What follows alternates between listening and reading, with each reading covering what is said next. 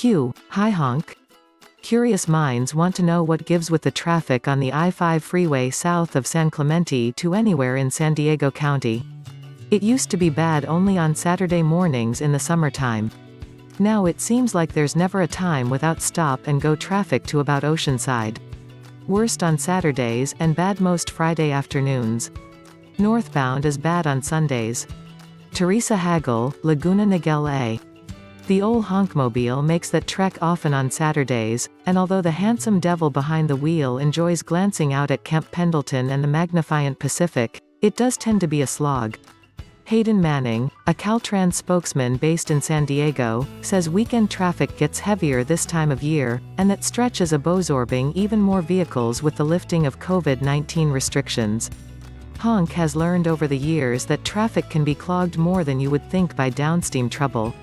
Highway 78, which veers east off of the I-5 in South Oceanside, might be in play here. We have noticed more vehicles traveling on southbound I-5 to eastbound State Route 78, one of the most congested freeways in San Diego County, Manning told Honk in an email. There is a project to widen State Route 78 in the next few years. Hopefully that helps commuters a lot, Teresa, because there are no current plans to widen I-5 through Camp Pendleton, Manning said.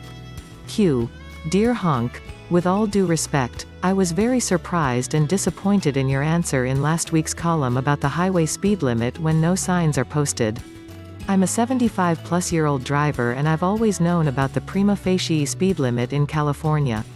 It's one of the first things I picked up when I was learning to drive after I got a permit at age 15 and a half.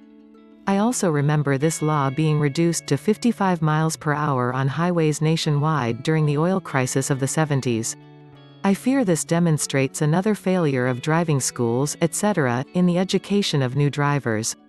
Which makes me wonder, is the prima facie law mentioned in the California Driver Handbook? Conrad Nuon, Huntington Beach A. Well, Conrad, get in line. Mrs. Honk was disappointed with the old honkster this week, too, saying the salmon was overcooked. Conrad is referring to Honk saying he had no idea how a motorist would know what the speed limit is on a divided highway without posted speed limit signs. He did go on to say that he looked into it, and a California Highway Patrol officer who doubles as a spokesman told him it is 65 miles per hour in the Golden State for vehicles without trailers.